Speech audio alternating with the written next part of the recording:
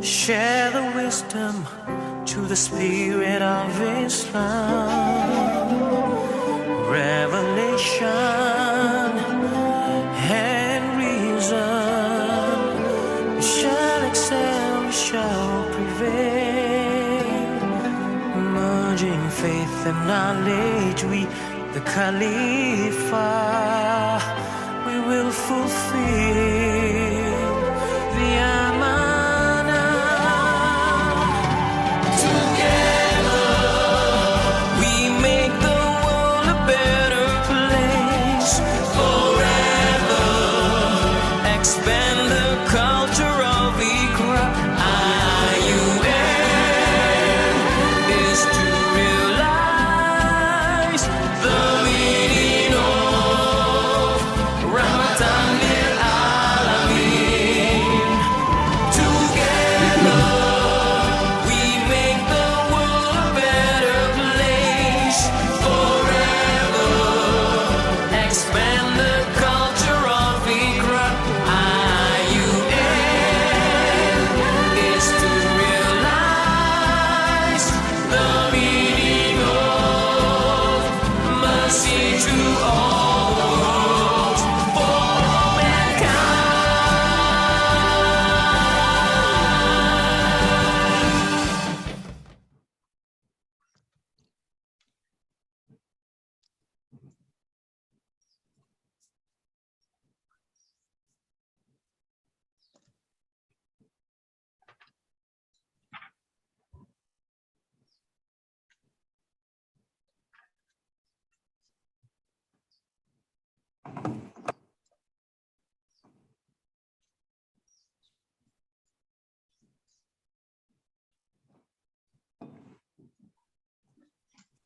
Assalamu alaikum wa rahmatullahi ta'ala wa barakatuh. Dear Honorable Tansri Dr. Daud Bakar, the President of the International Islamic University in Malaysia, Professor Aslam Hanif, the moderator of our session today, UMC members, deans and directors, professors, doctors, academicians, administrators, participants from IIUM, Malaysia and abroad. Brothers and sisters, once again, Assalamu alaikum wa rahmatullahi ta'ala wa barakatuh, and good morning and welcome to the 5th Istac-World Professorial Lecture. I welcome our viewers in the Zoom, YouTube, and Istac TV channel. First and foremost, let us pray to Allah the Almighty to safeguard our brothers and sisters who are facing the challenges of the floods these days. We pray for the well-being and safety of everyone, inshallah. Dear brothers and sisters, our respected Professor Tansri Daud Bakar, we are very much honored today to have Tansri with us to deliver a lecture in the Istac-World Professorial Lecture on Islamic Finance in Global Changing Realities, the Future in Light of Islamic Worldview and Value System. Given Tansri's vast knowledge and experience as a subject matter expert and a scholar who combines the theoretical and practical aspects, it is an opportunity for us to learn and exchange ideas with Tansri today, inshallah. Since our first Istac-World Professorial Lecture by the Honorable Professor Emeritus Tansri Zulkifli, the Rector of IIUM, who spoke on humanizing education, a model of university the world needs in the post-normal era, which charted the characteristics and foundations of the value-based and wisdom-driven university of the future, followed by Professor Jasir Auda, reflecting on envisioning a new approach to Maqasid al-Sharia in a changing world, followed by the lecture of Professor Osman Bakar, who strongly showed the relevance of Al-Ghazali epistemology to our time and context. Then followed by Professor Kamal Hassan lecture, who showed the importance of Islamic and value-driven leadership and management to reflect on the Islamic way of development. Today, Tansri Dr. Daud Bakar will be addressing the audience about the future of Islamic finance in a complex reality, reflecting on the Islamic worldview and value system, inshallah. We believe with the contribution of renowned scholars locally and internationally, the Istac-World Professorial Lecture will create a new narrative, inshallah. With this, I hand over the mic to Professor Aslam Hanif to moderate this session today. Wassalamu alaikum wa rahmatullahi ta'ala wa barakatuh.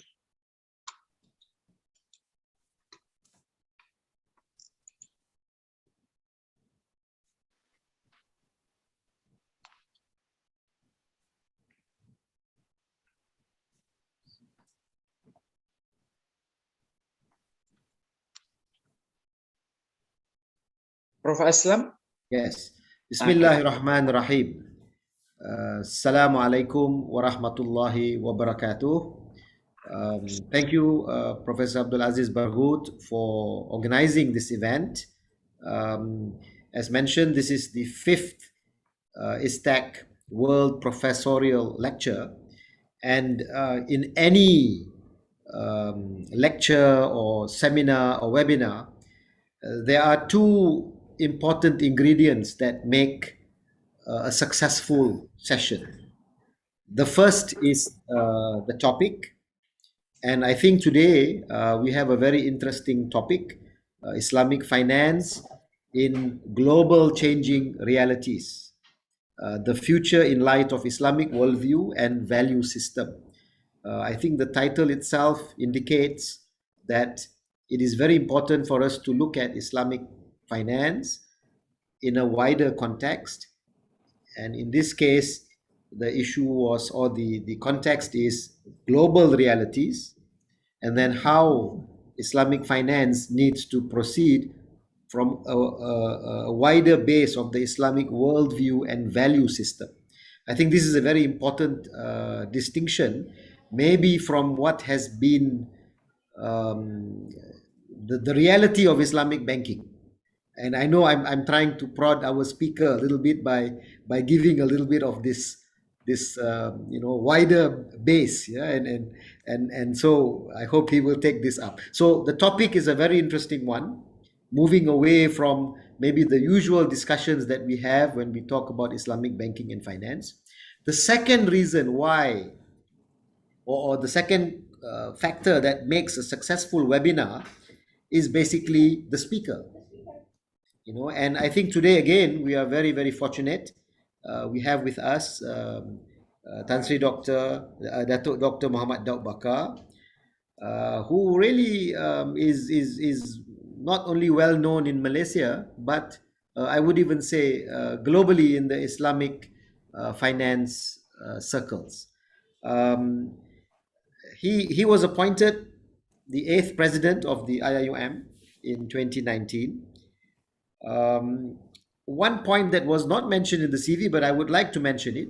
He is not only the president of the IIUM, but he was a faculty member in the Ahmad Ibrahim Kuliah of Laws, and he was the deputy dean of ICOL, and then he was the deputy rector of the university in the later part of the 90s, before he left the university to go into the real world. And he set up Amani Group, which is now Amani Group, and one of its flagship companies, Amani Advisors, is operating globally. Yeah, so he's truly a global presence in the field of Islamic banking and finance. He has been appointed to numerous advisory boards and committees, chairman of the Federal Territories Islamic Religious Council in Malaysia of Wilayah Persekutuan, chairman of Sharia Advisory Council of Astana International Financial Center, Kazakhstan. He has been the person in Malaysia, from being a member of the Sharia Council or Sharia Board of Central Bank. He now chairs the Bank Negara Sharia Council.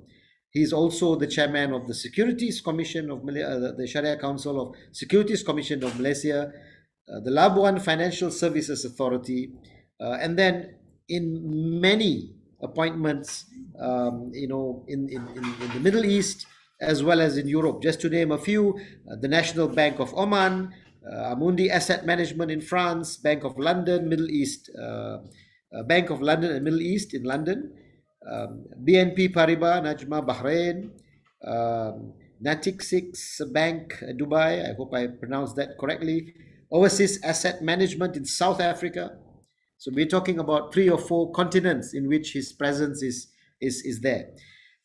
I once met him maybe 10 years ago, and I asked him how is the world of Sharia advisory, and he said no, he's now a corporate man. And I think you can see this very, very clearly. He is in the corporate world. He's a member of the PNB Investment Committee. He also holds the chair at USIM, the chair of Professor in Islamic Banking and Finance, Yayasan Tun Ismail Muhammad Ali, at USIM. And he's also co-founder of Experts Analytics Center. And also some, I'm assuming, MyFin is a fintech company. Awards, numerous awards, excellence for outstanding contribution for Sharia leadership at the London Sukuk Summit Awards, Sharia Advisor Award.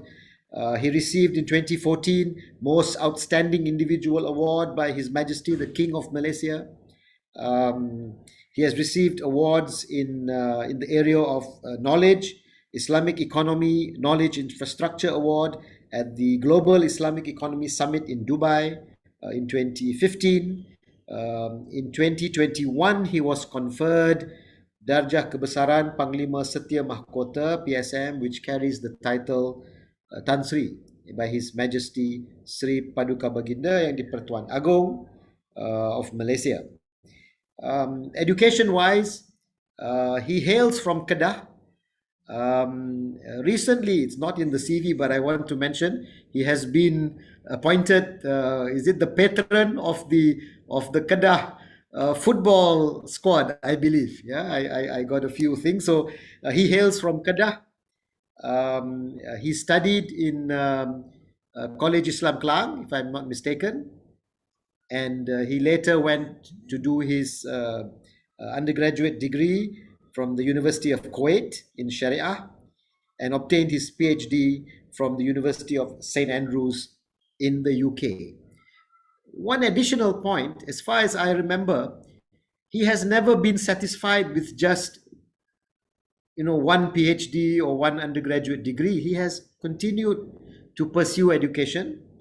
And I remember in the late 90s, he mentioned that he was going to undertake the jurisprudence program in the University of Malaya.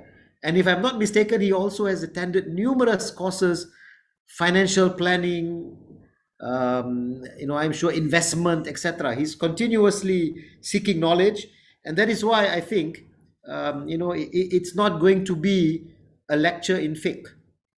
I think our speaker has gone much more beyond that. He's also a very prolific writer. I think he will make many of us in IIUM very embarrassed today.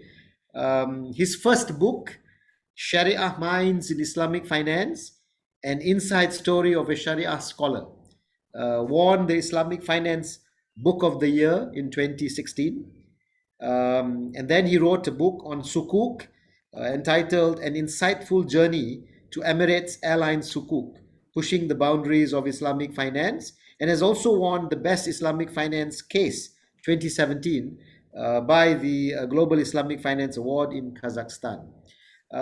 These books are all books that come from his experience as well as knowledge. And I think this is what makes the books that he writes very different from maybe some of the books that we academics would write, which is basically from our knowledge.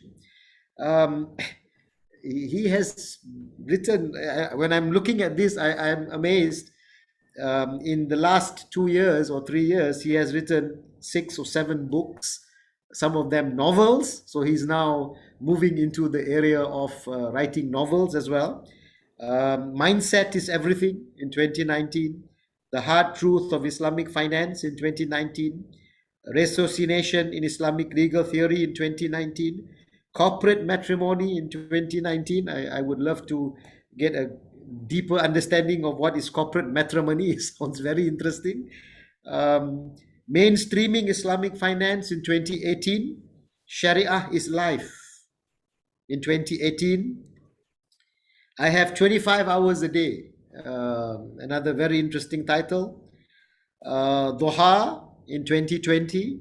And I believe maybe the first part of his his own life, Kembara Ilmu dari Sungai Korok ke St. Andrew. But I think there may be a second part coming. Yeah, maybe dari Sungai Pusu ke, and we may leave that blank. Yeah. So with that brief intro, let me just add one more with the permission of Professor Abdul Aziz. One point that I would like to share with you, and this I don't know if I've actually even told it to Tan Sri Daud. In the mid-90s, when we came back from the UK, Almarhum Professor Datuk Mahmud Saidun, who was with us in ICOL, very learned scholar, and he used to be very close to the economics kuliah. In fact, he used to conduct regular classes with us, weekly or fortnightly. And I remember when I came back in the mid-90s, this had stopped for a few years, and I went to him and I asked him, can you please start these classes again? And he apologized, and he said he was now too busy, and he was also preparing to leave to go back to Brunei. And then he said, please get Dr. Daud Bakar to take over. Yeah, and I always remembered this because we had Prof. Almarhum Mahmud Saidun very, very close to our hearts. We considered him to be a man of very deep knowledge, and for him to basically pass down the baton to our speaker today, I think, to me, tells that we have the right person with us today. So with those words, I now have the pleasure to invite our speaker, Tan Sri Datuk Dr. Muhammad Daud Bakar, to make his presentation. According to the program, we have about an hour for him to give his speech, but he can, it's up to him. And then we will open up for Q&A for about half an hour or so, and we hope for a very good session. So with that, I now have the pleasure and honor to invite Prof. Daud to please make your presentation. Okay, before I start, let me check the audio and video. Are they clear to everyone? Okay, great. Thank you. Okay, Bismillahirrahmanirrahim. Alhamdulillahi Rabbil Alameen. Wassalatu wassalamu ala khairi khalqihi wa khairil ibad wa khairil anam Sayyidil Mursalin Sayyidina Muhammadin sallallahu alaihi wasallam. Amma ba'd. Respected my colleague Professor Dr. Aslam, the moderator for this session, Professor Dr. Abdul Aziz Barghous, the Dean of Istac, distinguished learned professors, intelligentsia, scholars, participants, ladies and gentlemen, sisters and brothers. Assalamu alaikum wa rahmatullahi ta'ala wa barakatuh. Alhamdulillah, I feel both humble and honored to be invited to speak in this renowned world stage of World Istac Professorial lecture. Though I'm not a professor by title, and I'm not part of the the academic recognition of such, but I feel honored and humble. I'm taking this as a kind of an opportunity for me to interact with the professors, to be engaging with the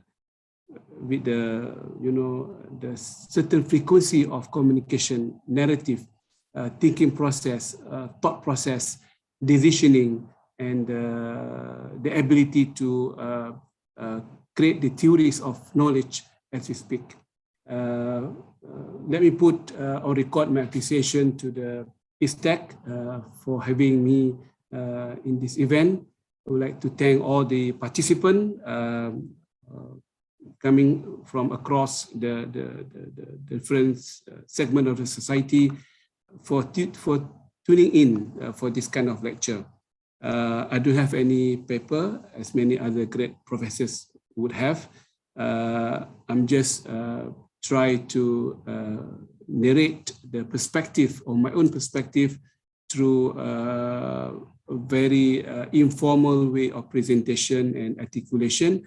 I pray to Allah subhanahu wa ta'ala that the session will be informative, insightful, perhaps unlocking some of the issues which are not yet unlocked, as we put very great hope and aspiration for Islamic finance to be one of the game changer of the world. Thank you, Prof. Dr. Aslam, for your anecdotal, reading of my biographies. I owe most of them to our great mentors like Professor Ibrahim Almarhum, Professor Dr. Mahmud Saidun, whom you have mentioned. May Allah bless their soul and the soul of our beloved mentors and lecturers of the past. Yes, I think I was challenged initially during my academic affiliation with the university to look for a more realistic point of view, because during my short stay with the university, I always feel that there's a half of knowledge which is not present within the campus. And truly enough, when I joined the academic world, the practice, and by having my own company dealing with the real issues, real people, real, the bandwidth of this industry, the more I know that the knowledge which I have built during my stay at university was good, but was not good enough to really make the knowledge really functional, clinical and mechanical. Perhaps during my time at the university, the knowledge has been very much of textbook orientation, which is good for the sake of creating the theories of knowledge, articulation among the student and the lecturers. But in order to put your hand on your heart and to know exactly what is going on the ground, we need to know the other half of the knowledge, which is very, which is more dynamic and more real. And the reality check is one of the keywords of our topic today. We need to do the reality check from time to time. We cannot be going on and on and on without having the courage to stop for a while, to pause, and to ask a relevant question at the right interval to really put the right, measures to understand what is happening or what has happened, what is happening, what's going to happen in the future for the betterment of everyone in the society. After all, we are supposed to be functional. We are supposed to be beneficial to human being. Ash-Shatibi in his Muwafaqat, the book of Al-Maqasid, was saying that Al-Maqsad Maqsadan, the very objective of the Sharia, has two limbs or legs of the objective. Maqsad li-Shari' wa Maqsad lil-Ibad. The objective for Allah, the Creator Himself, Subhanahu wa Ta'ala, and the objective, the benefit, the good thing for the al-ibad, for the creature, for the God creation. And in most cases, he has trying his best to explain to us, in most cases, the maqasid al-ibad, the objective of the creature or human being, is much more than the maqasid for the sake of Allah Subhanahu wa Ta'ala. And that's why tahqiqul masalih al-ibad, darul mafasid, this mantra has been the very, the synthesized theory of maqasid, that is to bring what is good to the people and to remove what is bad from the people. Not from Allah, but from the people. This is the very synthesis of the reality check. Why do we need to do reality check? Is to improve the benefit of Sharia, Islamic finance, Islamic economic, Islamic psychology, Islamic education, and environment, and what have you. They call sustainability here and there. For what purpose? To, to bring the best benefit to the human being at any point in time. So let me start with my, presentation. I do have any paper, as I mentioned. I have jotted down 4 important segments. The first segment is about the high hope and expectation of Islamic finance. Surely every one of us would have a very high hope that Islamic finance can solve most, if not all, the issues, which is a very wrong presumption and hypothesis. When we were introduced with Islamic banking and finance in 1975, the IDB story and the Dubai Bank story in 1975, in 1979, the Salama insurer in Dubai, and the first cooperative insurance in Sudan. The hope was so high to the extent that everything else was not important, which is not right, because Islamic finance is just one of the vertical of creating the new way of life for the Muslim then, in the late or middle of 80s, 70s, and moving to 80s, the era of Islamic revival in many parts of Islamic world. Having said that, it is good to be welcome. It's good to feel, honored by everyone that Islamic finance would be a new industry that can change, that can help the society.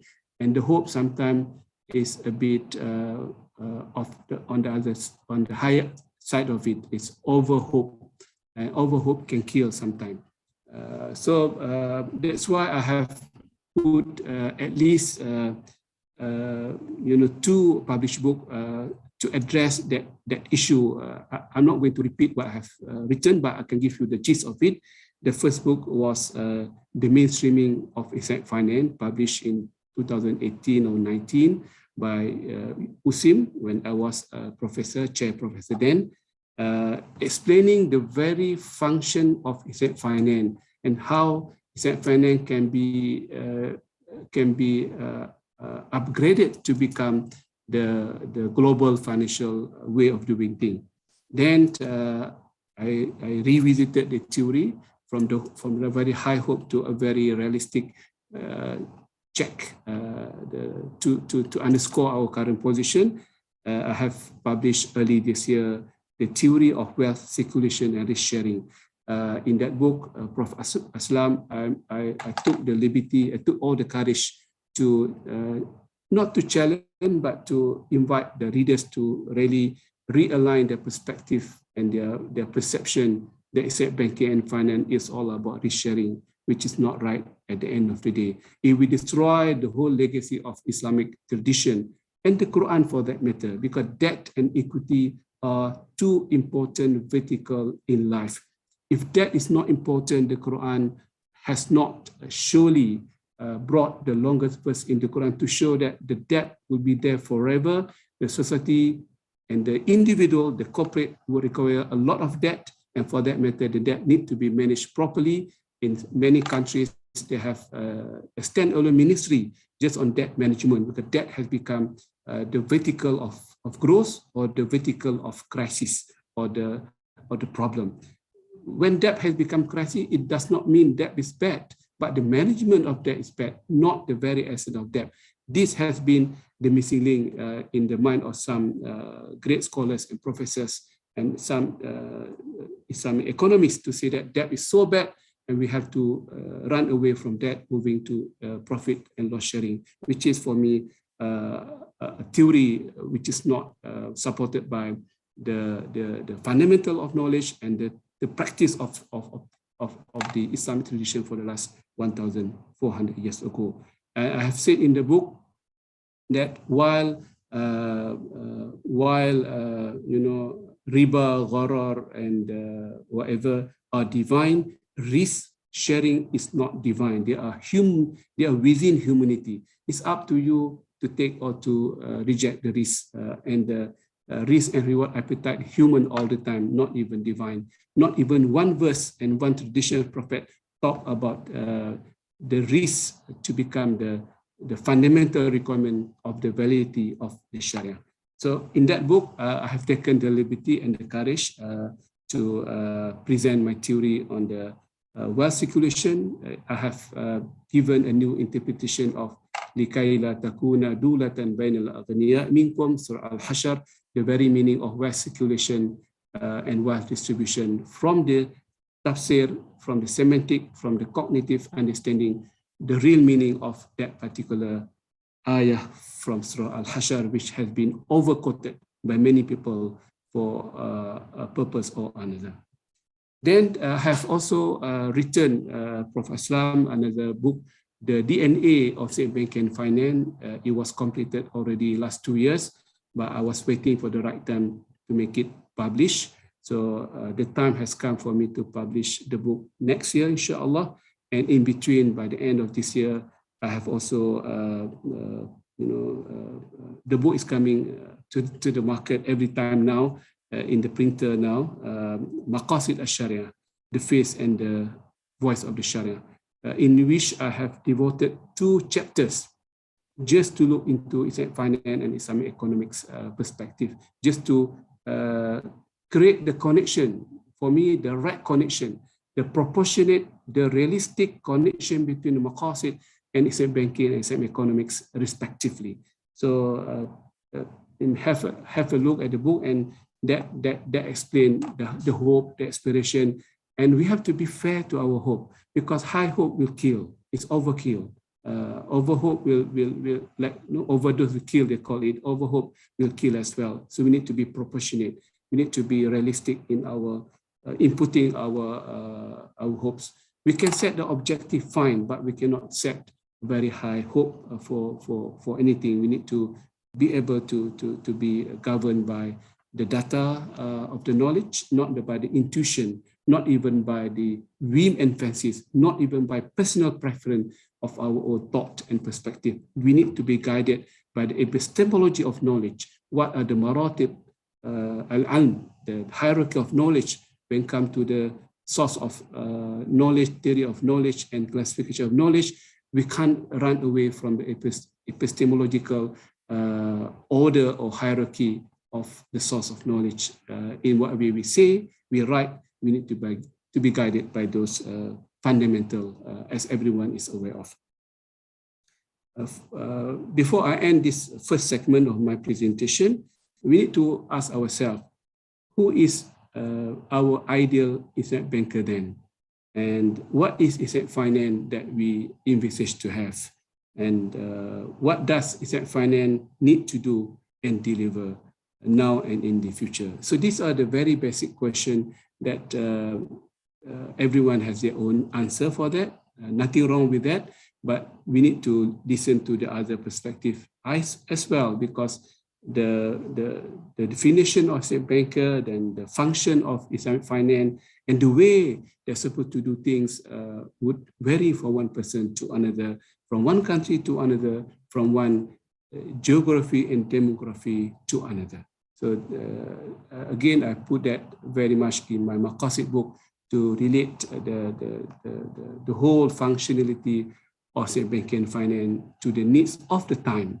Because Maqasid al-Ibad, the benefit of the creature, is very much timely bound. It is about the time and the zone and the geography and demography. It's not forever. You cannot pick and choose. You cannot pick from the past tradition and try to plug into the current time. It's wrong. Because Masalih al-Ibad tataghayyar. Masalih al-Ibad are changing from time to time. And this is a Maqasid al-Shari' never change. The maqasid for Allah to get the sincerity, to be close to Him, to avoid the al-munkar is maqasid al-shari'. When we do the prayer, because we are trying to achieve some of the benefit of becoming close to Him. But maqasid, the other maqasid, are very much related to us, time management wise, and when it comes to zakat, wealth distribution, it changes from time to time. Even the meaning of wealth distribution and wealth circulation need to be redefined, need to be given a new definition as we progress into a new requirement, a new landscape, if you like. And this is the dynamic of Sharia. Sharia has never been static. It is wrong, it is fundamentally wrong to believe Sharia would have offered one solution to all cases. One solution fits all is no longer, it's not part of the Sharia, and we no longer be one in the future. So let me move on to the second segment, the global changing realities. Interestingly, the topic has picked up this keyword, global changing realities. So the keyword of the third of the whole sentence would be realities. Realities are hard evident. Realities are hard evident. They are not intuitive in nature. They are very much real, very much bona fide, and very much in control and in demand for the policymakers, policyholders, for the government, for the government agencies, even for the NGO, even for the university, to take them into account. Realities are not to be discussed. Realities are to be internalized, are to be incorporated in our syllabus, in our training scheme, and the examination and assessment and PhD and whatnot. That's why people, in many cases, I have seen realities are being discussed but not internalized, which is quite bad from that perspective. Demand and supply has become the theory of the world since the very first humankind being sent to this world, the time of Adam alayhi salam. Demand and supply was there, but as we progress, the demand and supply has changed a lot. And in some jurisdiction, in some geographies of the world, the supply precedes the demand. In fact, if you look and ponder critically, I would argue that Islam as a religion is always about supply before the demand. We need to be able to roll out our solution, our ideas, our theories, our products, our value proposition before we can create the demand. In the Western world, when there's a demand, only then would we come about with the solution, with the products, because we don't want to create something which is out of the blue. But in Islam, guided by the Sharia, guided by the Quran and the Sunnah of the Prophet Muhammad SAW, I would argue, we should be in the position to provide the supply before the demand. And true enough nowadays, we see countries which adopted that policy. They are the best performing countries of the world. They created the supply before they talk about the demand. They take the risk first to create what they need to do before the demand will come in later on. The connectivity, it came all about from Haifa University, Tel Aviv University, or in 70s of the internet connection, no more physical connection. The dependent from oil, electrical car and electricity and solar. Again, 70% of them were coming from Israel. The water as an asset, the technology behind that was coming from that part of the world as well.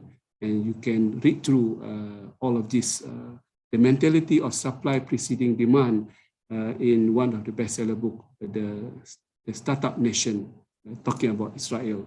One of the best books I have ever read. I've read more than 2 times because it challenged the perspective that even in Islam, we need to talk about supply before the demand. Dubai is another great country.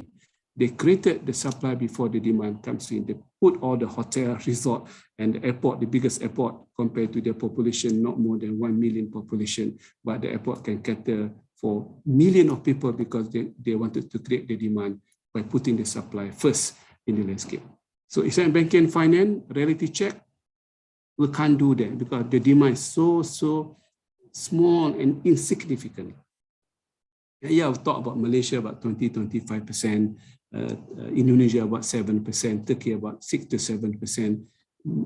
Perhaps Saudi would command a large subscription, about almost 70-80% for the retail and 60% for the corporate, and the rest are still struggling to make Islamic banking and finance the reality of the market practice. So across the board, compared to the global financial market, we are just not even touching 2% of the market share, 1+%.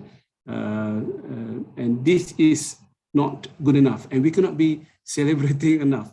Too early to celebrate Islamic banking and finance. We are too far below the demand of the world, because I think we are still looking into the demand driven. We don't create the supply first, but the fintech has come, and the fintech has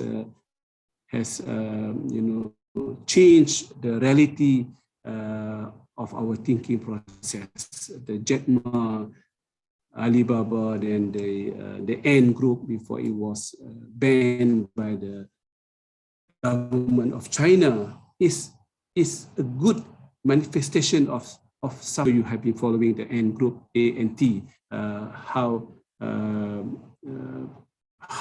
are they planning to fill the gap in the Chinese SME community by providing services of accounting, auditing, financial monitoring, the fintech, the services, the marketing, everything will be done by the Ant platform without charging any fee.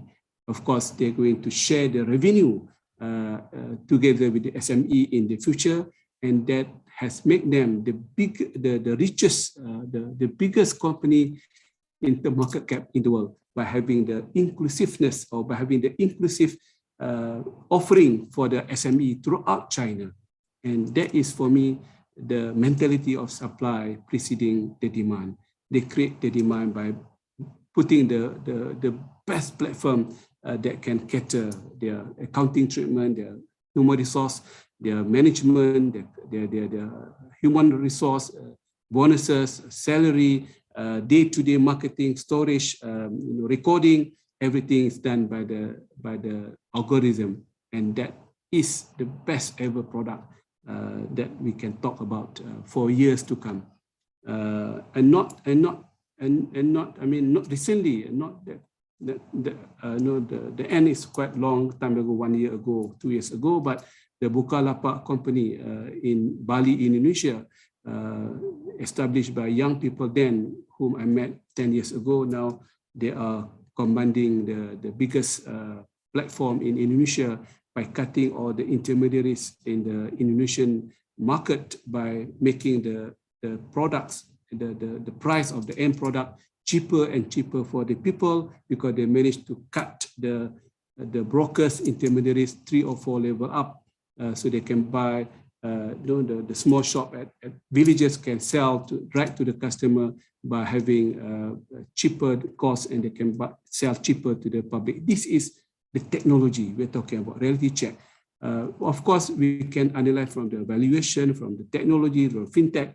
I'm looking from the supply and demand perspective. They have created the supply first, investing heavily into technology so they can create the new demand. People don't go to the intermediaries anymore. The small shoppers, shop owners can go direct to the producers without going through the brokers. In Malaysia, for example, our fishermen, our farmers are still struggling.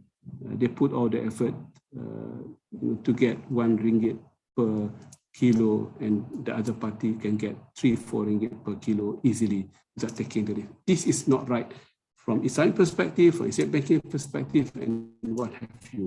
So I'm trying to challenge everyone that we are still looking from a very conservative reality check. We wanted to do reality check, but we are still living in our own comfort zone. We don't want to think differently. We are still looking from demand and supply. Oh, people don't ask for this product, we don't offer this product. But if we have a belief, the topic of value system, a worldview of Islamic worldview, that people who recover this in the future can distribute the wealth better, can create more employment, can give more justice and fairness to the society. Do it now and let the market follow our footstep and becoming the first in this regard, having the belief in our idea by creating the supply before the demand, which is not happening in many Islamic financial products and services. They are happening in the corporate world away from Islamic banking and finance. I'm not talking about Malaysia, worldwide. We are still in the demand quadrant, in the demand vertical of the 4 boxes of life. We cannot free ourselves from doing something which is more impactful. And of course, the fintech is a new reality. Do we need a brick and mortar economy moving forward? We do need. From my perspective, the big building and in fact, the first industry that will go south in terms of brick and mortar economy will be the financial, and the financial will be important, will be very important in the future, very relevant, but the brick and mortar way of doing things will be less relevant. The first to go down to the south, to die peacefully, is the financial sector, leveraging on the brick and mortar. The e-wallet and the digital remittance payment, financial planning and the subscription of insurance. The need to the agent is no longer there. The need to the many other segment of the workforce will no longer be relevant. And what is more importantly, I'll come to that in a bit. The financial intermediaries or the financial intermediation function will be less relevant in the future, because the fintech can and has already developed. My company, a small company, we have developed our own algorithm that can replace the CFO, the accountant, the auditor, the risk manager, the due diligence, the AMLA checking, and everything can be done by algorithm focusing on certain data which are material and functional in the society. And this cannot go wrong because they are very accurate, very data-driven, and this is the future of financial intermediation. So the new way of financial intermediation is becoming blurring, and we need to sit down properly. How do we define the very meaning of financial intermediation? Perhaps there's no more financial intermediation in the future. It will be very much direct intermediation, direct financial activities, one-to-one, and that will create what I call the personalized solution. So there's no need to have a third party. Why we need the bank? Because we need someone whom we can trust, that can facilitate our bank guarantee, letter of credit, saving in their account to be safe. But if someone else, or if something else can be more trustworthy, dependable, unhackable, transparent, I think they stand the chance to become more trusted in the future. And the financial intermediation being performed by the banks and the financial institution will be at risk, be challenged by the new entity called trust. Trust will become the new equity in the future. Whoever is able to bring the trust concept in the domain of life is a winner in the future, either through your own personality or through your own algorithm. Nowadays, people, when you drive the car, we don't trust the traffic anymore. We try to Waze, because the Waze is the most trusted algorithm that can give you the right direction for you to arrive at your destination at the shortest time possible, and so on and so forth. So this is the way forward, the trust concept driven by the new technology. What is the perhaps the biggest challenge or biggest change in the future? I'm not sure whether you have, everyone, we have been reading and following some of the great thinkers of the world trying to foresee what would the world be like in the future. And I'm intrigued, by many speakers and thinkers were saying that, the world has reached the pinnacle of things. Has reached the highest level of things.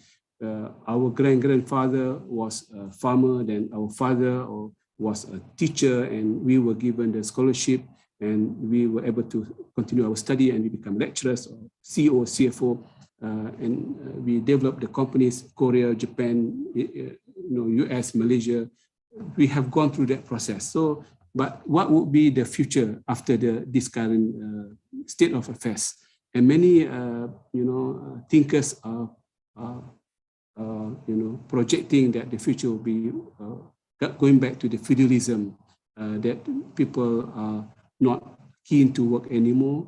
In fact, in Korea nowadays, during the 90s and early 2000s, people were motivated to set up their own shop, to create their new ideas, new production, automobile, technology, this and that, even their own film and their entertainment industry. But nowadays, the research that I have read in the last few months showing that 60% of the youngsters of Korea, they tend to be either artists, or more of unproductive sector of the industry, or they prefer to be working as salaried guys, and they like to move on from one job to another. The idea of entrepreneurship in the mind of South Korean is becoming weakened, and that shows that the world is going to the south, basically, and we need to be prepared for that. To cut the story short and fast forward, I would argue that, I hope I'm wrong in my argument, that the world is going back to a level perhaps 100 years ago, 200 years ago, where everything will be very much challenging.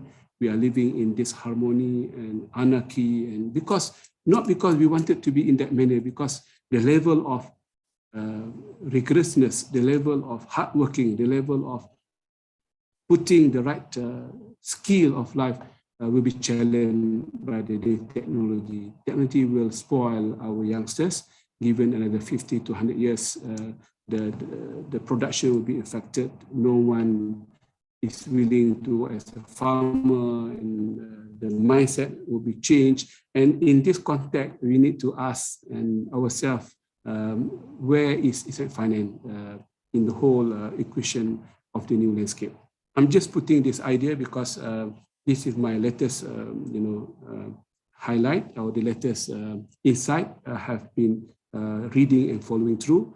I wish I'm wrong, but let us discuss and debate further what will be the world like in the next 50 to 100 years in terms of the data we have at the moment. If that data continues to be relevant in the future, then true enough, people don't like to buy houses anymore. They like to be moving from one place to another. They don't like to be working with anyone else. They try to make it fast for them, food, fashion, entertainment. So this is a new work culture and the new value system in Islamic, in the world community and inclusive of Islamic, our own Islamic community as well. The third segment, Prof. Aslam and my distinguished participant, the Islamic mindset, Islamic worldview. Islamic worldview for me is the thinking process. How do we think and how do we process the data we have read and we have been exposed to? And this is very important. If I can provide some very soft criticism to many stakeholders in Islamic finance, in Islamic world at large, basically, because the whole purpose of revelation is to build the life on this planet and not to be looking at building the life in the hereafter, because the ingredients in the Quran, all of them are about building the life on this world.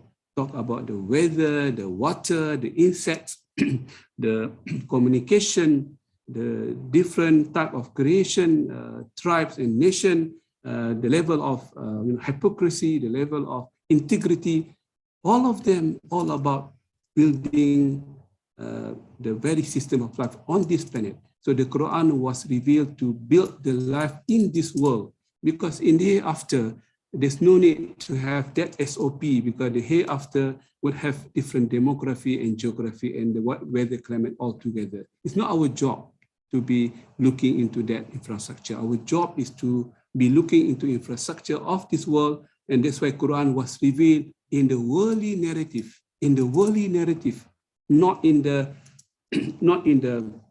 pure ukhrawi narrative. Yes, there are many verses about the akhirah to give the motivation, to give the inspiration, to build up the mind to be living over there as inhabitant of paradise. But before we do that, look into the variable of this planet, the blue planet, and the Quran is full of that, data. Just on water alone, 70 verses on water compared to prayers, less than 30 or 40 verses on the prayer alone. So the more we look into the data, which I have mentioned clearly in my Maqasid Sharh book, which is very much the first book guided by the big data as far as Maqasid Sharh is concerned. So this is the purpose of revelation. So when we tie back to Islamic financial system, we need to talk about that, and that will conclude my lecture toward the end of my lecture in the bit. And the Islamic value system is about putting the new value that we need to, and the value, again, apology, I need to seek an apology, because from my perspective, the values are fixed and permanent, but the bandwidth of the value are not permanent. We need to give new dosage, new dimension to the meaning of amana, the integrity, the meaning of hardworking, the meaning of self, confident, the meaning of being grateful to others, and all the value system, the meaning of being able to bring the supply more than the demand. This is the value system that we need to adjust. The Prophet migrated to, was trying to migrate to Al-Habsha, it was supply before the demand. The Prophet was planning to develop the new city in Medina, the supply before the demand. And that was the value system that we need to put in place. We are ahead of time all the time, if possible.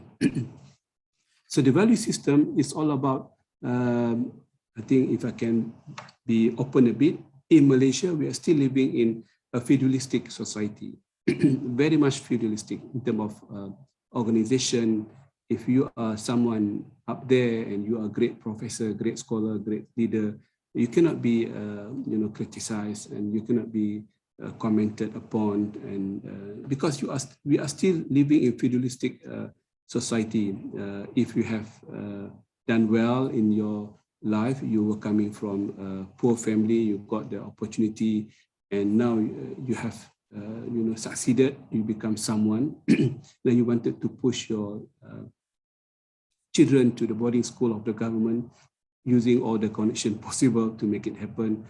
Then when you have grandchildren, you wanted to do the same thing. We are not looking into the interests, maqasid of the poor, the interests of the underserved in the society, and that feudalistic has crippled our society. I'm not referring to other states. Here in Malaysia, it's very obvious we are still living in feudalistic perspective, where you remember when the Prophet ﷺ sent one of his companions to Persian, and he was saying to the king of the Persian that we were sent by Allah Subhanahu wa Ta'ala to free human from from worshipping human to worshipping Allah Subhanahu wa Ta'ala. Perhaps in the old time, min ibadatil ibad ila ibadatillah. And this is the old mantra, but in the modern time called feudalism, very much feudalistic. So then the economic activities with that kind of mentality, we can't do much. Islamic banking finance must be able to address. You need to focus on SME. You need to focus on those who are small, but providing a lot of employment in the country. SME is the biggest employment sector in Malaysia. But look into the banking, facilities and total financing asset to the SME are very much negligible compared to their value in the society. So again, the value system, we need to move away from very high-end up focus to the level playing field, and try to create more value to those who work hard, create employment to the society, and create the value chain of the whole economy. Islamic banking and finance should be able to address that issue sooner the better. The second comment under the Islamic value system, sometimes we tend to become very legalistic in our understanding and enforcement as well. It's either right or wrong, and this is not the right approach moving forward. There could be some differences of opinion. You might be strict one, you might be very lenient or flexible one, but we need to allow that to happen in the society. If you think this is so bad, you have to look from different perspectives. What is the good thing of that product, which some other people might have different point of view altogether. I think I give another good example. One example, the hot example nowadays. Iwpl standard 59 is allowing the qalbu dain. When someone got stuck with the cash flow, cannot pay on time, the Islamic bank cannot give him another facility to pay off the old debt. This is prohibited, haram, because this will be tantamount to qalbu dain bidain, to convert the debt into a new debt. Of course, from economic perspective, it makes sense. How can you help this guy who is having financial difficulty by creating him, giving him another facility for him to go on and go on? In bahasa, in our old language, we say that korek lubang yang baru. We create new hole for him to make it deeper and deeper. And many people buy that argument, unfortunately, without understanding the reality check of the business cycle of the many business. I'm also a trader myself, doing very much in trading activities. It's about cash flow management. These companies are able to pay their obligation if they are given more time and lower installment. So they need another facility, giving them a longer period of time to suit the new cash flow. What more during the COVID-19 pandemics?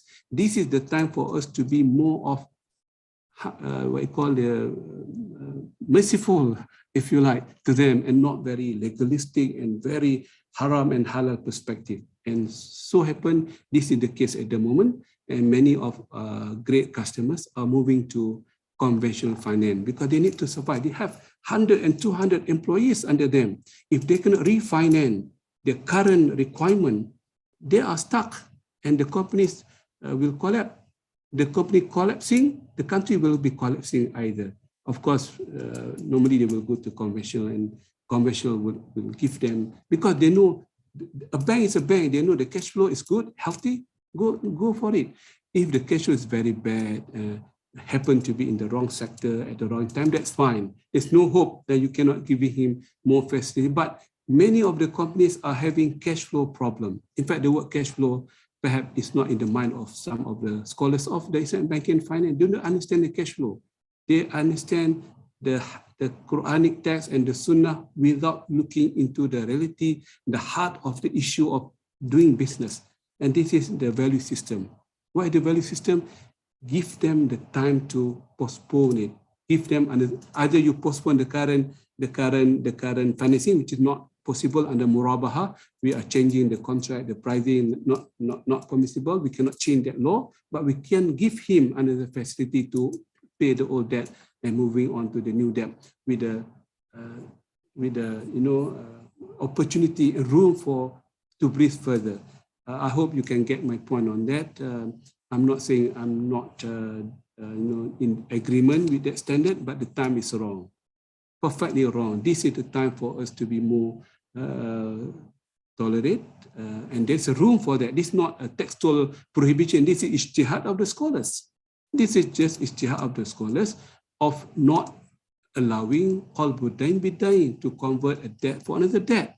And there's no text from the Quran, no text from the hadith of that effect. So last, Prof. Aslam, in the last 15 minutes or so, I tried to find a very soft landing of my presentation. How do I envisage Islamic finance in the next 5 years? Okay, this is perhaps the takeaway from this presentation, if it makes sense to all of you.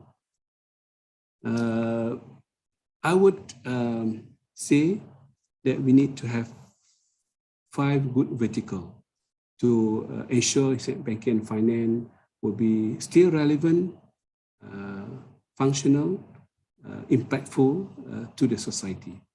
Given the current data that we have, the current variable that we have experienced, the current challenges that I have been talking about in the last 45 minutes or so.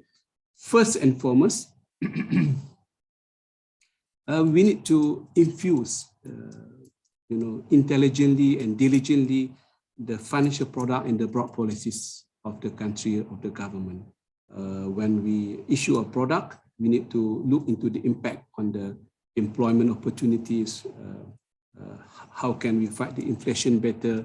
How could we make the society more healthy in terms of financial planning, and looking into the interests of sustainability, the old folks in the society when they are approaching retirement and post-retirement. So everything must be put in together in this new product base, in the future, to infuse products with policies. Not even products, even policy themselves need to be reviewed and need to be relooked at. For example, you take Iwpl, for example, good example.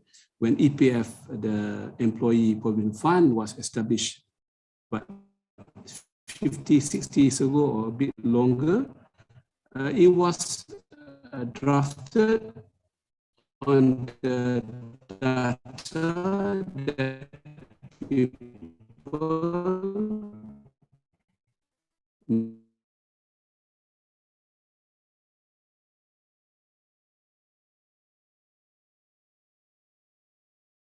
Malaysian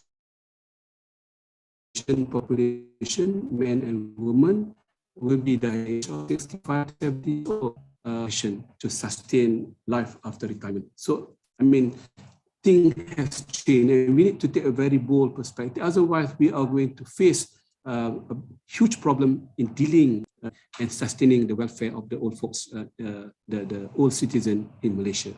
Perhaps we have seen in UK, for example, many other European countries, they started moving away from pension into annuity concept.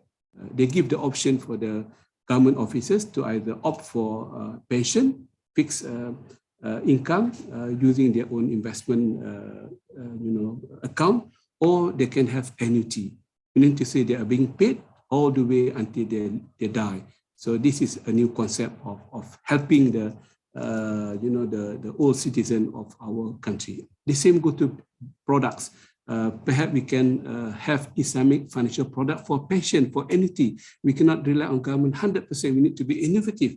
We need to bring the data and the issues in the market and offering our own Islamic takaful, for example, for annuity concept that can give some option for some of the interested party to ensure that they are going to have a very respectable, respectful, full of values when they're getting older. In Islam, in Maqasid Sharia, the old folk is one of the Maqasid Sharia in the Quran. Of course, the Quran mentions about parent, particularly when they become old, and we need to give more attention to them. And this is the very meaning of the Maqasid of parenthood in the Quran. So the policies and the product must be infused together to make it more impactful. Otherwise, banking finance will not be relevant anymore. In fact, will be contributing to the crisis in the society. Second element, value chain financing. The value, in the business world, I'm talking value in the belief system. Any additional value for any products, to make it $1 extra, $2 extra, we need to create the value creation. We need to put the technology, the marketing, the packaging, the narrative, and the system delivery, and what have you to create the value. And the value chain financing is very important. Islamic banking finance has not been involved that strongly in this aspect. I mentioned that in my book, which book, I think in the theory of wealth circulation, I mentioned that in 1 or 2 chapters, that this is the missing link in Islamic society. Let's say when someone were to export his product, we come in at the LC funder or financial at the end of the whole process, the last mile financing. But we don't talk about his requirement of paying his workers' salaries, buying his insurance protection for workers working in the plantation area. How can we create very effective insurance for him and for his family? The issue of working capital to buy new and better genome for plantation to produce more given the harsh weather climate, for example. So this is the value chain financing, the fertilizers, the water piping and water treatment and so on and so forth, the warehousing, the milling process, the factoring. So this requires a lot of funding. And Islamic banking finance choose to be at the last mile, not in the beginning of the journey. So value chain can create more value to the economic output, but also can create more employment and more sustainable community development in the society. So we have to have a good value chain financing. The third one, good mainstreaming Islamic financial policies. Islamic banking finance cannot work in association anymore. They have to be working with World Bank, with the IF, with the World Gold Council, with the Chicago Carbon Credit Association to create some Sharia compliant carbon credit, water asset, space asset, and whatnot. So this is the whole idea of making Islamic banking and finance more relevant.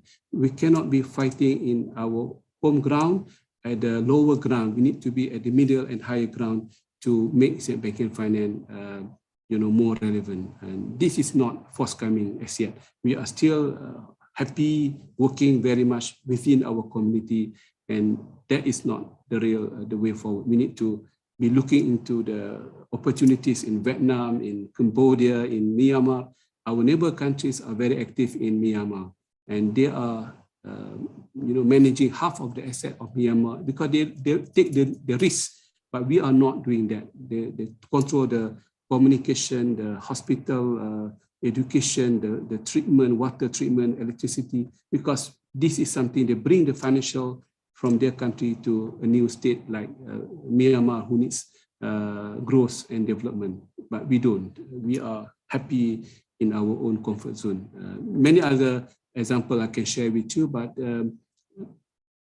people are saying if we can, give a good dividend of 7 to 8% of our shareholder year in, year out, why should we go out taking a new risk? This is the mentality of Islamic Finance, not only Islamic Finance, but the region in particular. But the Western world, the Japanese bank, the Korean bank, Australian bank, they are moving 1,000 kilometers away from their own HQ because they wanted to create value and they wanted to be of global, in character.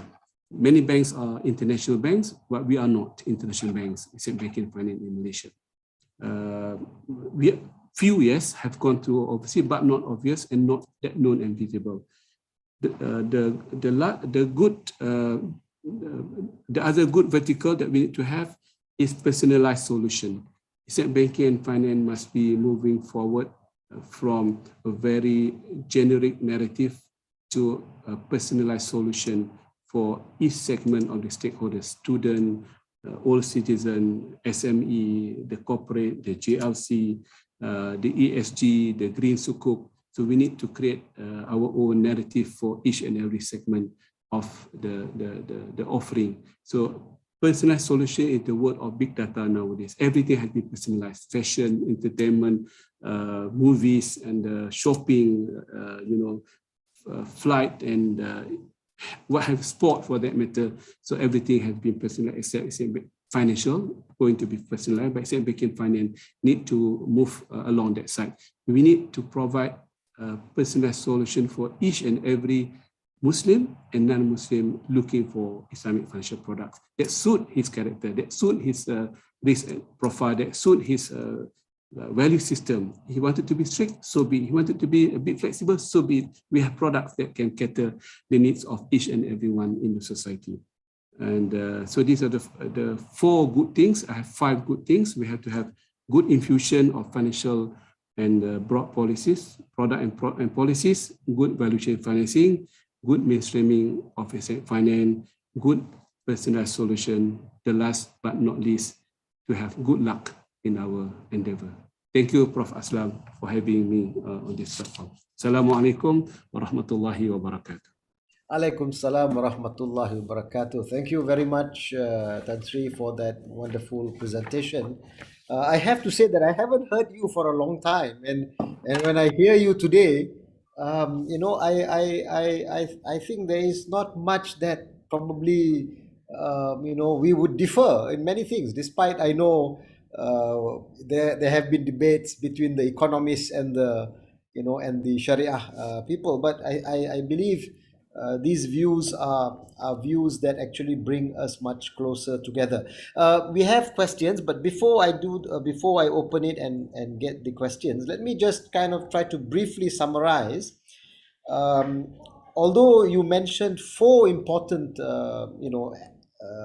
segments of your presentation, but I believe your intro had a very important component which actually underlies all the other 4 areas. And that is, there is a need for us to differentiate between the divine and the interpretation of the divine, right? And I think you were spending a lot of time underlying this point, that we are not arguing against those permanent Sharia values, but the need to reinterpret or to reapply this. And of course, this would require people with not only knowledge but also the experience part. So that goes on in your presentation. So what are these 4 important areas that you highlighted? Don't over expect Islamic finance to solve all problems. It reminds me of in economics, in the early 70s and even in the early 80s, people talked about zakat as the solution to all your problems. Yeah. And I think we realized that this is not going to happen. So similarly, Islamic banking finance, yes, has a role, but it's not going to be resolving all problems. It's part of a bigger agenda. And I think I really appreciate this, because you are talking about the need for us to look at that, maybe the bigger Islamic economics agenda as well as the social agenda. And although you didn't maybe talk about it today, the political agenda. So it's a systemic, a systemic change that needs to be done. You talked about this overemphasis of risk sharing. Maybe I have a slightly different view. To me, genuine risk sharing would cover both debt and equity. So in that sense, maybe the way some of the economists have argued, it's as if risk sharing is only with equity, whereas you do have risk sharing when genuine debt financing is taking place. Wonderful to hear that you've got these works on distributive justice and wealth circulation, and your books on maqasid al-sharia. That's the first challenge. The second one is about the realities of the day. They cannot be just discussed, but has to be internalized and addressed. And I think you gave specifically the issue of curriculum. We have to be incorporating this into our education, especially at the higher education level. I love your point about demand supply. The economics that we use today and that we teach in our textbooks is theoretically demand based. Yeah. They talk about the consumer being king, so it's all demand oriented. But in reality, it's not that simple. I think the supply side has a lot of impact on society. So you're proposing that maybe one of the strategies that we have to adopt is a supply-led Islamic finance that puts forward solutions. So no longer can Islamic banking or Islamic finance or Islamic economics or Muslim society as a whole continue to be consumers. We have to be producers, but producers of quality products or quality goods, or else nobody's going to demand this, right? And you gave example of Indonesia, where prices were able to be cut because of fintech and eliminating intermediaries that are unnecessary. I think we all know in many Muslim countries, unfortunately, there are too many intermediaries that can easily be taken away. If I can give you an example, and just to share about before the MCO, a few of us, we had this project, microfinance project in Shah Alam, where the floods are now occurring. And I remember we went and asked the pineapple growers of Sungai Kandis, one lorry, they were selling it to an intermediary at, if I'm not mistaken, 1 ringgit 20 cent per kilo. And they took 9 months to harvest this pineapple. And then you go to the market, it is being sold for 8, 10, 12 ringgit per kilo. And when we asked why, they said this intermediary is willing to pay cash. Whereas if they go and sell it to the government agency or whatever, it would be on, it would take time. I'm just wondering, how come we cannot find a solution to this? Yeah. Right? So the farmers who wait 8 months get 1 ringgit 20 cent, and somebody who comes and just takes it and goes and put it, in the market, they get a bigger portion. I think this is a very important part that you've mentioned. You've also mentioned that fintech is going to have a great impact on the finance industry and on jobs, etc. And we have to be ready for this. Your third component was all about the Islamic worldview being the ability to interpret the guidance. The Sharia as guidance and our ability to interpret this this is where the Islamic worldview, is very, very central. And your point about the Sharia being for this world is very crucial. The Sharia is guidance for us on how to live our life in this world, right? In the hereafter, it is already result. Taken It care is of. result, and we don't have any more inputs, right? So it's all about guiding life in this world. Islamic values, the idea of the need maybe to reapply or reinterpret these values that are eternal, but to solve our issues of today. Again, I go back to the early point, distinguishing between what is divine and its interpretation. I think this is very, very important. Thank you for saying that we need to go beyond the legal dimension. I think this is something which we all in agreement. We need to talk about policies that are actually holistic and talk about the well-being of everyone.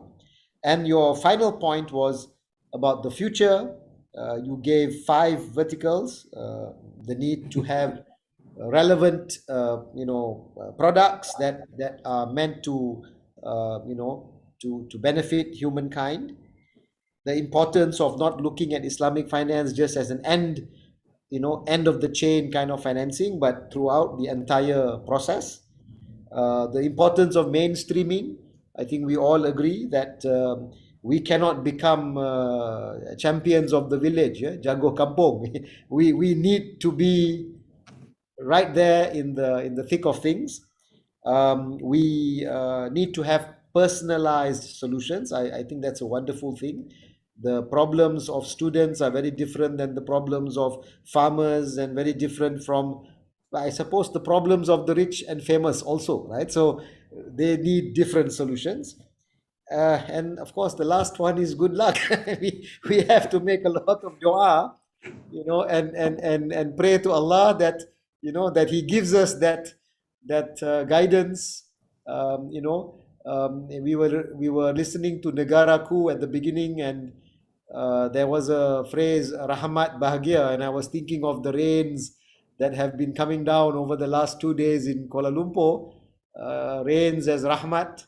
And so Alhamdulillah, despite the the problems, we still consider it to be a Rahmat, and the lessons that we can learn, I think, from these very, very important 2 days. So thank you very much. It's now time for the Q&A. Maybe I ask Dr. Abdul Aziz, you have the question. Maybe you can begin, please. You go ahead, Prof. I forwarded the questions to. Okay, all right. So it's in the chat. So let me read. I will begin with the question of Dr. Abdul Aziz Barghut. This is about curriculum. All right, Islamic finance education. We seem to be outmoded. Do we need to revisit curriculum and contents and training and education of graduates in order to cope with these new and future realities? Where do we start? Okay. Thank you, Prof. Aslam. Thank you, Prof. Dr. Abdul Aziz Barghut. I think we need to start from having a very courageous position to relook into our curriculum. That is the first point, because not many people are that courageous to relook into their own 10 years or 20 years of curriculum they have crafted themselves. And this is the problem of some of the academicians, to be honest. We don't want to move that easy. We wanted to move, but slowly.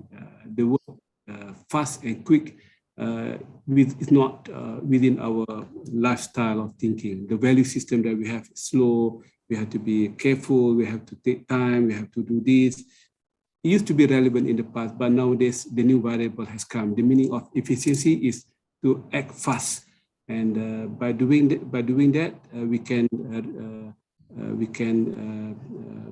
heal many of the future problems. Number one. Number two, quite easy. We can take the keywords of our curriculum and match them against the prevailing keywords in the industry and see how many are correlated to one another. You can do that quite easily using whatever apps or application or web based to see where are we, 30%, 40% correlated or otherwise. The third one, we have to demolish our personal preference by any leading scholar or leading professor at the university. I'm talking about the practical economics like Sharia, like the banking, finance. We need to have quality wisdom.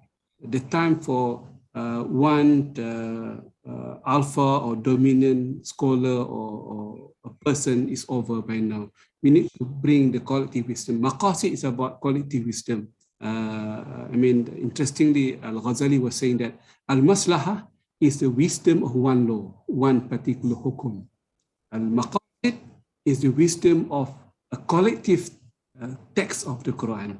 So this is, you can do Maslah, a good thing, yeah, fine, you are a great brother, you have great idea, you have great book, you are this, you are that, but it's not good enough. We need to bring the collective, wisdom among the intelligentsia and the scholars. I think these are the three things we need to do. If we cannot do all of them, the second one is more than sufficient. Thank you. Jazakallah khair. There are two questions that were sent to Prof. Abdul Aziz. Maybe we'll put them together and answer them. You mentioned about Imam Ash-Shatibi talking about Maqasid al-Shari'ah and Maqasid al-Mukallaf. Do you think our current approach reflects these two aspects, especially in the area of finance? Secondly, it's about mindset and culture. Yeah, how is the current mindset and culture going to change in order to deal with these sophisticated changing realities of the fourth industrial revolution, artificial intelligence, etc.? I think if you ponder the very revelation of the Quran and the Sunnah, it appears to me that the Maqasid al-Ibad, are more dominant than the Maqasid al-Sharia, because Allah subhanahu wa ta'ala is great already. The way he needs to be served, to be worshipped, is something that is taken, is there already. But the whole revelation is to become rahmah, blessing for the creation. Bismillah ar-Rahman ar-Rahim. Allah has started Al-Fatiha by using the two best chosen name of him, Ar-Rahman ar-Rahim, blessing, wa ma arsalnaka illa rahmatan lil alamin, and many other verses to say that this is how Allah is merciful toward his creature.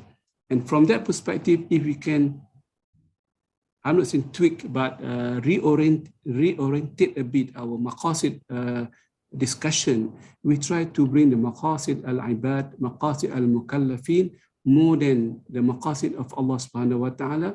I think we can see a new light of our understanding.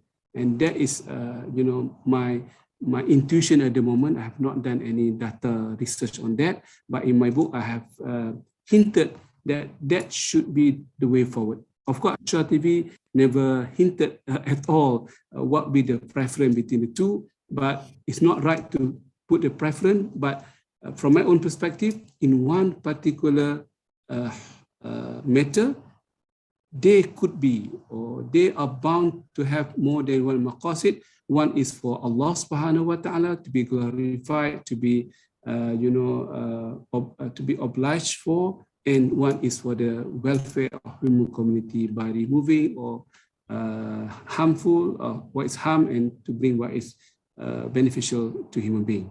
When it comes to mindset and culture, this is the most difficult topic as we speak. We can be great scholars, great professors, great thinkers, but it's the mindset is not that pure. And the culture of responding to the change. Many people serve themselves more than the community. So we're not here to serve ourselves. We're not here to serve our mindset. We are here to serve the community at large. Anfa'ukum ahsanukum anfa'ukum linnas. The best among you indeed is the one who is the best performing, or the best performing to the community in terms of benefit that he can bring to the society. So the mindset must be changed a bit. We are here to serve the community. We are here to serve Allah subhanahu wa ta'ala. وَمَا خَلَقْتُ الْجِنَّ وَالْإِنسَ لِيَعْبُدُونَ. Also to serve the community the best we could. And the culture of serving is different from the culture of, self-glorification, the culture of some scholarship, too high scholarship, we are above there, we are on the top of pedestal, they were saying. We never go down to the ground, and we're not grounded. Ia tidak mengakar. So we are very much not grounded at all. So for the brother or sister who asked me, I would challenge everyone to change our mindset and our culture. We are here to serve Allah subhanahu wa ta'ala and to serve the community the best we could, and not to serve ourselves, our intellectual, our post, our capacity. This is just a mean to serve the community. If we can change that, I think we can do a lot of things. The artists can do their bit, the sportman can do their bit, the politician can do their bit, the NGO activist, the scholar, the professor, the ulama can do a lot if we can change that culture or mindset. We are here to be the servant of Allah subhanahu wa ta'ala and the servant of human beings. Thank you very much. Continuing on this theme of community-driven or community benefiting from Islamic finance, there are three questions. Dr. Zul Jastri talks about existing model and its ability to address issues of sustainability, and talks about social finance. And then we have two questions, one from Dr. Shamzani.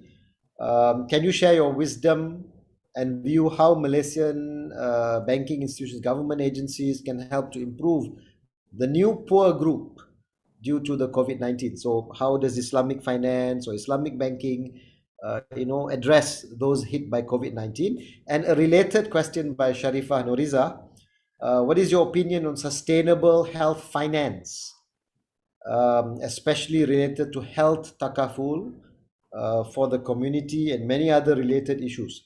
I think in your presentation, you talked about the EPF, the need to have, annuity rather than one-off payment.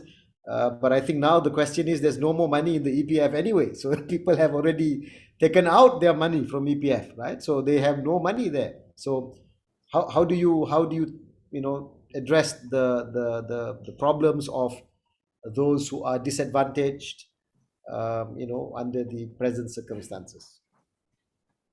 Yeah, thank you. Very tough question, to be honest. And all of them are lingering around the social security, basically. How could we provide a safety net for some of our citizens to move on with their life, either current time, the poor who are affected badly by the COVID, not to mention the worst is not here yet, because we are still enjoying the moratorium until end of this year.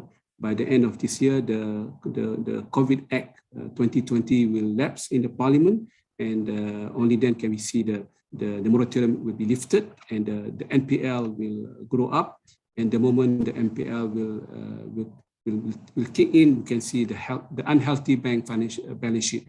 Then we have seen the Dana Harta Act in the past and whatnot. Government has not been speaking as yet. How do we manage? How would we be managing our unhealthy balance sheet of the customer and the bank at the same time? I put that aside, Prof. Aslam. Let me focus on the social security. I think social security, we need a conference on that. I think perhaps URA must take the lead to really look into the data of the people who are about to retire, who has retired, who are early in their career. What would be the impact if you continue with the same, saving, the same return of investment, 6% or so? The inflation next year is expected to go up double, not only in Malaysia but worldwide. So we need to play around with the data. I think we do, the policies are important, but in the past, Prof. Aslam, my regret, policies are very much utopian, away from data. That is our own personal view. We cannot be living in that nature. We have to put in the data, single thing. The cost of ticket of public transport, we have to put that. The tariff of electricity, the water bill, and the average medical cost for a family. So we need to put everything, only then we can put a good policy moving forward. So social security, I defer my answer to that. It's beyond my ability, beyond my expertise, but I know that there could be some problem in the future, and need to be ready for that. Perhaps in the first quarter, UIA can put a very high level topic on social security from a cost perspective, from data, AI perspective, from the policy perspective, from banking perspective as well. We can ask the bank to offer their private pension scheme for that matter, or annuity scheme. We used to have annuity, but it didn't last long, about 1 year, then it was scrapped by the authority for whatever reason. So we need to see what is happening in Japan, in Korea. Indonesia nowadays is moving very much to protect the interests of the people in the future. So I'm not the right guy to give the answer, but I know something is not right happening on the ground. So we need to be prepared for the future. The sustainability social finance is a very interesting topic, but again, we have not put the reality check in our discussion. The wakaf is very poor, the zakat is still not up to the mark, and the other social finance is very much untapped. There could be some fundamental structural problem on the ground, so we need to open it up. And sustainability is a very big topic. In fact, our university is embracing sustainability. My only comment is too big to embrace everything. It's not to focus on a few which are very much relevant to our case. I have a few NGO, Professorial. We only take 1 or 2, SDG. That's it. Focus on that, and we can deliver. We have a full report and full data. Everything has been data-driven, and we feel more comfortable. So perhaps we need to be a bit to do some reality check. What can we do? What can't we do in terms of fighting the agenda of sustainability moving forward?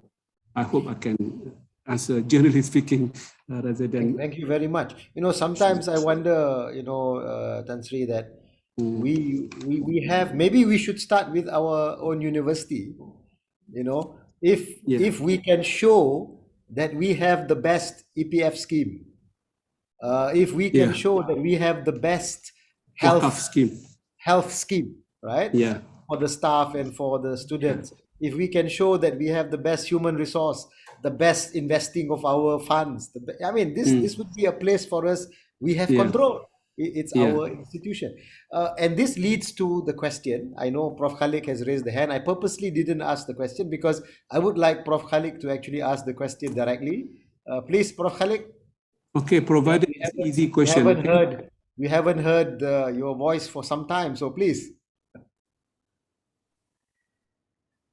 Prof. Khalik? Are you? Yes. Please.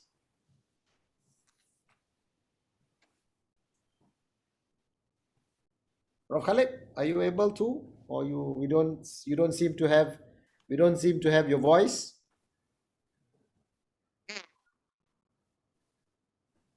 Okay. This is you, but we can't hear you, Prof. You seem to be muted, or at least there's no sound. I think he's unmute. He's mute. Now you are muted. Now you are unmuted, but we still can't hear you. Mike. We just heard Mike. Okay, so if you don't mind, Prof, I will read your question. Maybe later you may. Being better of both worlds, former academic and currently corporate world player, how do you visualize the role of IIUM? My major concern is the Islamic economics, banking and finance education and IIUM's contribution so far. How do you foresee its role under your leadership for the short and long-term sustainability? So basically your ideas on how we may be moving, how we may need to move forward. Well, thank you, Prof. My old comrade at the university. Basically, it is my wish, everyone, and please accept my, apology for saying this out loud and open. I think the university tend to still follow the other stream of the thought process. we are still in the demand perspective, not in the supply perspective. We are not brave enough to create our own, theory of Islamic finance, a balanced one. We are lucky because we have economic, we have Sharia, we have legal, we have everyone around the table. But I could be wrong. I wish I'm wrong that we still believe in the Chinese firewall between us. I mean, we don't interact that much.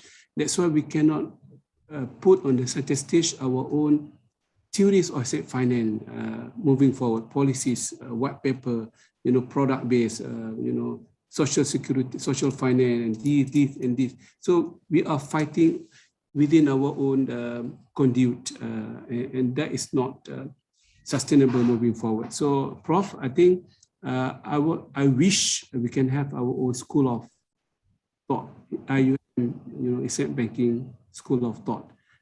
Not say we are having the same theory, but within that parameter, we can put our own dimension of thinking process.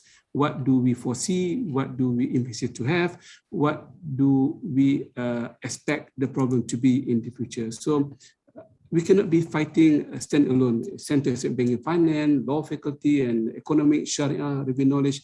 Why can't across the committee we have our own policy paper, not only on banking finance, on the child education, on da'wah, on environment, on sustainability, on the the corruption issue of the nation.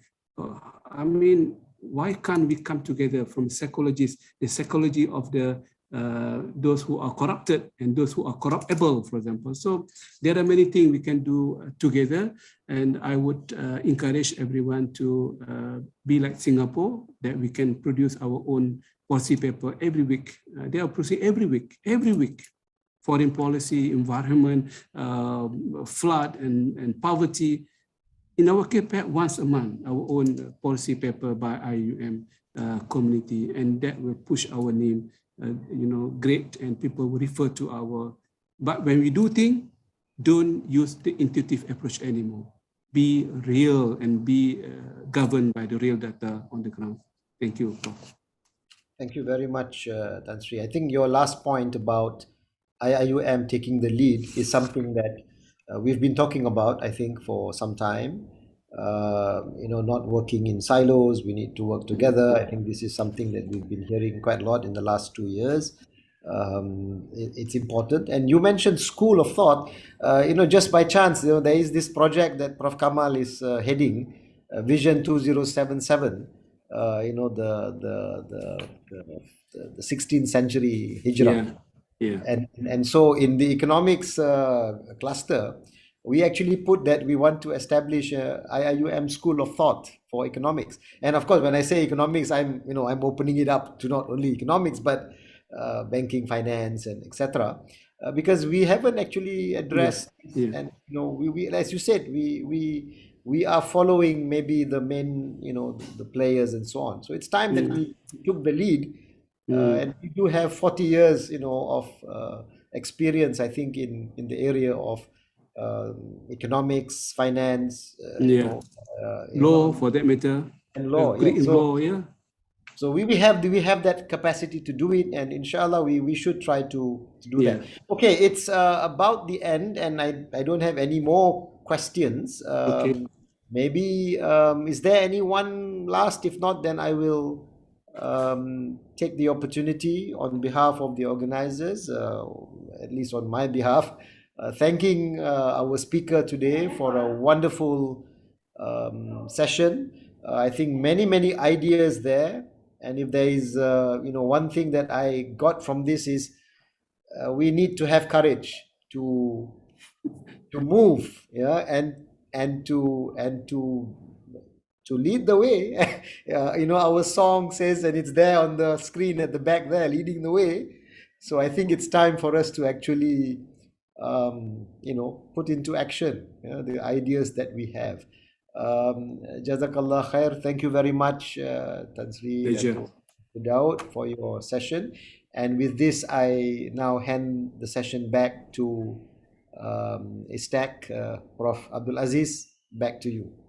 Thank you, Prof. Aslam, and thank you, Tan Sri, Dr. Daud, for this really enlightening lecture. I think I always think that your approach is more ijtihadic and always trying to really put very deep and intellectual challenges. And I think that's the way forward. I think we are in a stage to really think about our school of thought after all this time. I think that's our way forward and our future. That's why we tried in Istac to bring you in, and from the Islamic worldview and value system, you have actually shown to us that there is a lot of to be done, and we have a lot to offer, but it's just a matter of how we articulate. Dear Tansri, we have just a certificate here, a token of appreciation for Tansri. Inshallah, we will be sending this to your office. I'm not sure whether you see it there. No, I cannot see it. Yeah, because you have to put like right in the middle. Yeah, that's right. Yeah, thank you very much. Yeah, Thank you. Iwpl. This is our new brand of this work in Istac. I hope it can benefit people, and also the lecture will be published, inshallah. Thank you very much. With this one, I really thank everybody, and I would like to ask our brother Dr. Nick to give the dua, and then inshallah we end our IWPL number 5 this time, inshallah.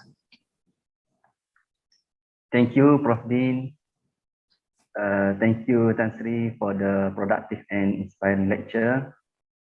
Respected professors, brothers and sisters, let us pray to Allah to make our life more blessed, more peaceful and harmonious. أعوذ بالله السميع العليم من الشيطان الرجيم. بسم الله الرحمن الرحيم. الحمد لله رب العالمين. والصلاة والسلام على أشرف الأنبياء والمرسلين سيدنا محمد وعلى آله وصحبه أجمعين. اللهم لا علم لنا إلا ما علمتنا إنك أنت العليم الحكيم. اللهم اجعل جمعنا هذا جمعا مرحوما وتفرقنا من بعده تفرقا معصوما ولا تجعل فينا شقيا ولا محروما وأدخلنا برحمتك في عبادك الصالحين. اللهم انفعنا بما علمتنا وعلمنا ما ينفعنا وزدنا علما. Ya Allah, make useful for us what you taught us and teach us knowledge that will be useful to us. Increase us in knowledge. Allahumma inna nas'aluka khairal mas'alah wa khairal du'a wa khairal najah wa khairal amal wa khairal thawab wa khairal hayah wa khairal mamat. Allahumma thabbitna wa thaqqil mawazinana wa haqqiq imanana wa rfa' darajatina wa nas'aluka ad-darajatil ula min al-jannati ya rabbal alamin. Ya Allah, we beg you to make our requests as the best of our supplications. We beg you for the best success, the best duty, and the best reward. Oh Allah, we beg you as the servant of this ummah, as the young leaders of this university, to make our skill heavy with rewards. Make us patient in our actions, passionate in our works, dedicated in our jobs, knowledgeable in our fields, humble in our behavior, strong in our faith, compassionate to our subjects, and tolerant to our differences. Allahumma inna nas'aluka ilman nafi'a wa rizqan tayyiba wa amal mutaqabbala. Oh Allah, we ask you for the knowledge that is beneficial, a good provision and deeds that will be accepted. Grant us understanding of deen. Ya Rahman, Ya Rahim, grant us the serenity to accept the things we cannot change, courage to change the things that we can, and wisdom to know the difference. ربنا افتح بيننا وبين قومنا بالحق وأنت خير الفاتحين. Ya Allah, decide between us and our people with the truth, for there is no other we can decide better than you. Ya Allah, we have planned our days with many actions to benefit Islam, the Ummah, and this university. At this moment, we beg you to keep showing us the path to a fruitful discussion and guide us in removing our shortcomings, which we beg you, O Allah, for your mercy and forgiveness. Allahumma arina al-haqqa haqqan warzuqna ittiba'ah wa arina al-batila batilan warzuqna ijtinabah. Allahumma ij'alna min alladhina yastami'una al-qawla fayattabi'una ahsanah. O Allah, make us among those who listen to the saying and follow the best. ربنا آتنا في الدنيا حسنة وفي الآخرة حسنة وقنا عذاب النار. وصلى الله على سيدنا محمد وعلى آله وصحبه وسلم والحمد لله رب العالمين. Thank you. Alhamdulillah Rabbil Alameen.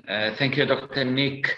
Dear brothers and sisters, our beloved Ansari Dr. Daud, Professor Aslam Hanif, our moderator today, all our viewers in the Zoom and in the YouTube. We have many people there in the YouTube following this lecture.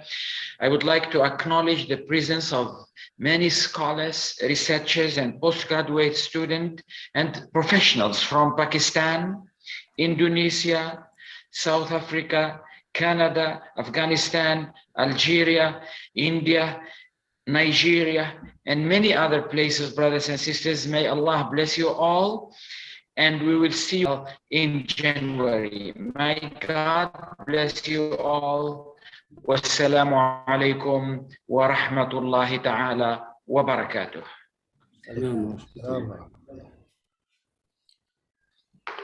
Thank you, Prof. Alhamdulillah. Assalamualaikum.